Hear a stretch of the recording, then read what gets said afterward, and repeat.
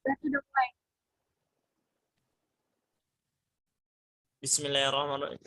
Bismillahirrahmanirrahim. Assalamualaikum warahmatullahi wabarakatuh. Perkenalkan, nama saya Andri Irwanda. Saya dari kelas 2D. Di sini saya akan menjelaskan tentang tugas PKN saya yang untuk EKT 2, yaitu ke atas lagi bentar.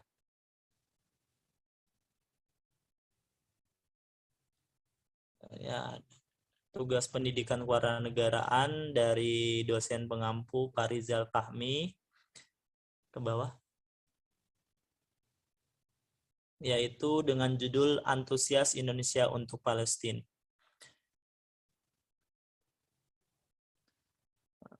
Latar belakang, tidak bisa dipungkiri bahwa Palestina memiliki andil dalam lahirnya negara Indonesia.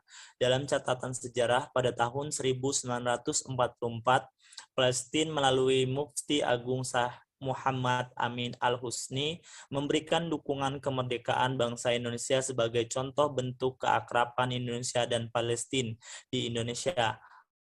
Ada sebuah kota yang memakai nama Arab yang terletak di Jawa Tengah, yaitu kota Kudus, yang diambil dari Al-Qudus yang berarti suci. Sebelum berubahnya menjadi Kudus, daerah itu disebut dengan nama Tanjung. Sejarahnya pun tidak bisa dilepaskan dari seorang tokoh Wali Songo yang dikenal dengan sebutan Sunan Kudus yang bernama Ali Syekh Jafar Sadiq. Dahulu Sunan Kudus terinspirasi penamaan Kudus dari nama suatu kota di Palestina, yaitu kota Baitul Maqdis atau Al-Qudus, Yerusalem. Sunan Kudus juga mendirikan sebuah masjid di kota Kudus yang didirikan pada tahun 1478 sampai 1568 yang diberi nama Masjid Aqsa atau Masjid Menara Kudus dengan ciri bangunan yang khas. Nama tersebut memiliki kesamaan dengan Masjid Suci bersejarah yang ada di Al-Qudus, Palestina, yang pernah menjadi di tempat singgah Nabi Muhammad SAW dalam peristiwa Isra Mi'raj. Nah, di sini ada rumus masalah. Apa yang membuat bangsa Indonesia berantusias untuk menggalang dana untuk negara Palestina? Terus ada tujuan. 1. Tujuan dari membaca mengerti tujuan dari kegiatan penggalangan dana untuk negara Palestina. Yang selanjutnya, manfaat pembacaan mengetahui isu terkini tentang kepedulian masyarakat Indonesia untuk Palestina.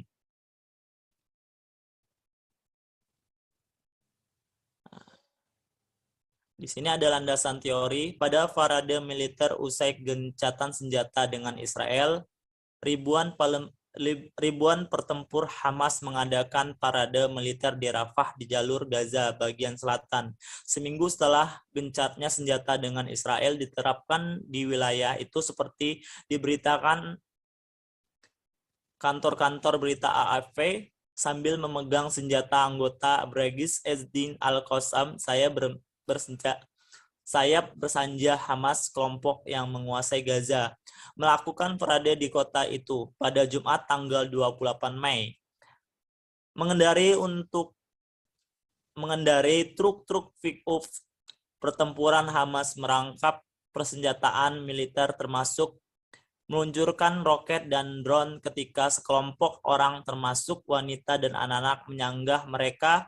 Gencatan senjata yang dimediasi oleh Mesir yang mulai berlaku pekan lalu telah mengakhiri 11 hari gempuran Israel di Gaza dan tembakan roket Israel dari Gaza dimulai pada 10 Mei. Kementerian Kesehatan Gaza menyatakan serangan Israel tersebut menewaskan dari 248 warga Palestina termasuk 66 anak dan telah melukai lebih dari 1.900.000 orang. Serangan roket dari Gaza merenggut 12 nyawa di Israel, termasuk 1 anak dan seorang remaja Arab Israel, seorang tentara Israel, seorang warga India, dan 2 warga negara Thailand. Sekitar 357 orang di Israel terluka. Usai pertempuran sengit antara Hamas dan Israel di Gaza tersebut, Dewan HAM PBB akan segera melakukan penyelidikan internasional terbuka atau dugaan pelanggaran kekerasan di Gaza. Mengutip dari AFP Jumat 28 Mei 2021, proposal penyelidikan disusulkan oleh Organisasi Kerjasama Islam OIQ dan perwakilan Palestina di PBB. Keduanya menyerukan dibentuknya komisi penyelidikan permanen untuk melaporkan kekerasan HAM yang terjadi di Israel tepi barat dan Gaza. Seruan untuk penyelidikan dari seluruh akar persoalan yang menyebabkan ketegangan tersebut berulang-ulang, ketidaksan dan berlarut-larut konflik juga disampaikan. Resolusi disahkan dengan 24 suara dari 470 anggota Dewan. Sementara 9 anggota menentang dari 14 lainnya, menyatakan abstain. Perdana Menteri Israel Benjamin Netanyahu mengosongkan soal penyelidikan PBB tersebut. Netanyahu mengatakan hal itu adalah tindakan melakukan yang memalukan. Keputusan memalukan hari ini adalah contohnya lain dari obsesi anti-Israel Dewan Hak Asasi Manusia PBB yang tergerak terang-terangan, katanya Netanyahu, dan sebuah pernyataan antusias Indonesia untuk Palestina sangatlah lebih dari berbagai daerah yang ada di Indonesia, mulai dari mengumpulkan donasi sampai doa bersama. Aksi peduli Palestina dilaksanakan dengan cara berjalan kaki dari Konyoy sepanjang kurang lebih 6 km mulai dari Jalan Derel Sudirman, Kecamatan Tangerang, dan dilanjutkan menyusul Jalan Ki Haji Hasim.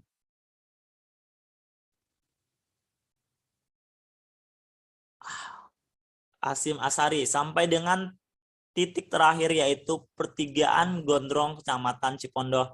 Sebagian besar masyarakat Tangerang mengikuti konvoi mengendarai sepeda motor. Banyak di antara masa-masa yang konvoi membawa poster yang bertulisan kepeduliannya terhadap Palestina. Salah satunya bertulisan, "Kamu tak harus menjadi Islam untuk peduli terhadap Palestina. Kamu hanya perlu menjadi manusia." Peserta aksi mengancam agresi militer Israel terhadap Palestina dan meminta pemerintah Indonesia berperan aktif mendukung Palestina. "Kami minta pemerintah Indonesia untuk terus berperan aktif dalam mendukung perjuangan rakyat Palestina. Pemerintah juga bisa memfasilitasi masyarakat Indonesia yang ingin menyumbang agar bantuannya yang diberikan lebih terarah dan manfaatnya lebih maksimal." Perkiraan masyarakat yang hadir di acara itu sampai dengan 1.000 orang dari wilayah Tangerang Raya, dan masyarakat yang terlibat dalam penggalangan dana ini berhasil mengumpulkan donasi hingga 35 juta. Sampai saat ini kurang lebih 35 juta, insya Allah bisa melebihi lagi. Sebutnya secara umum ini berjalan aman tertib sampai acara selesai. Diketahui sejumlah negara juga mengutuk Israel atas peristiwa yang terjadi di Masjid Al-Aqsa dan upaya pengusiran terhadap warga Palestina di Sheikh Jarrah. Kabar terkini dengan ketegangan di Palestina telah menimbulkan ratusan korban jiwa. Dan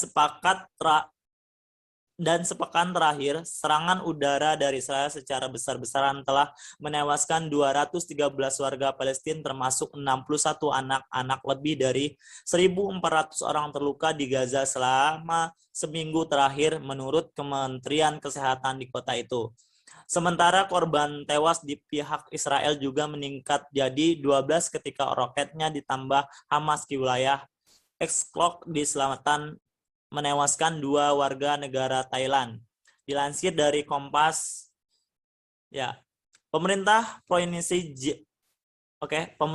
Provinsi Jawa Timur dan pemerintah Pasuruan menggelar doa dan sholawat dari Indonesia untuk Palestina secara virtual. Acara ini disiarkan langsung dari 3 tempat sekaligus, yakni Kota Pasuruan, Solo, dan Mesir. Doa selawat dari Indonesia untuk Palestina dihadiri sejumlah kiai-kiai sesepuh di Jawa Timur. Di antaranya adalah Kiai Haji Zainuddin Zaizuli Ploso, Kediri, Kiai Haji Nurul Huda Zaizuli Ploso, Kediri, Kiai Haji Anwar Mansur Liboro, Kediri, Kiai Haji Anwar Iskandar Ngasirna, Kediri, Kiai Haji Nawawi Abdul Jalil Sodikit, Kiai Haji Idris Hamid, Pasuruan Habib Syekh bin Abdul Qadir As-Sigab, dan lainnya. Pertama kalinya doa sholawat digelar secara virtual dan diikuti banyak orang. Acara tetap jalan dengan tetap mematuhi prokes. Panitia setempat kewalahan karena saking banyaknya orang-orang yang ingin ikut menyiarkan acara doa untuk Palestina dan pemirsanya sangat besar, kata Gus Ipul Sabtu. Dari laporan Habib Syekh bin Abdul Qadir As-Sigab, doa dan selawat ini diikuti Syekh Kamani dari seluruh dunia. Dari laporan panitia, kata dia, acara ini diikuti oleh 1,5 juta orang yang tergabung dalam saluran live YouTube dan televisi. Saya merasa sangat gembira dan bahagia diberi kesempatan untuk menjadi tuan rumah oleh Ibu Gubernur untuk menyelenggarakan acara kebaikan dari Indonesia untuk Palestina ini, papar dia. Gus Ipul merasa sangat terharu karena para kiai-kiai sepuh di Jawa Timur kumpul jadi satu untuk berdoa dan bermunajat agar Palestina segera mendapat kebaikan dan jalan keluar. Selanjutnya, kalau boleh menangis, saya menangis malam ini. Kiai sepuh kumpul seperti Kiai Zainuddin, Zailuli, dan lainnya, dan menentukan reunian ulama. Alhamdulillah bisa hadir bersama. Terima kasih untuk Ibu Gubernur, jelasnya. Pria yang pernah menjabat Wakuf Jatim ini berharap acara tersebut menjadi inspirasi doa dan sholawat yang digelar virtual, juga menggunakan kepedulian membangun perdamaian dan membantu meringankan bagi saudara kita yang sedang kesusahan di Palestina. Minimal ini menjadi dukungan moral untuk Palestina. Alhamdulillah Allah mempertemukan kita dalam acara doa dan sholawat dari Indonesia untuk Palestina. Mudah-mudahan barokahnya netes ke kita. Semoga ini menjadi bagian kekuatan kita sekuat dalam mengawali umat, bangsa, dan negara di mana saja. Ya, pungkas dia. Selanjutnya.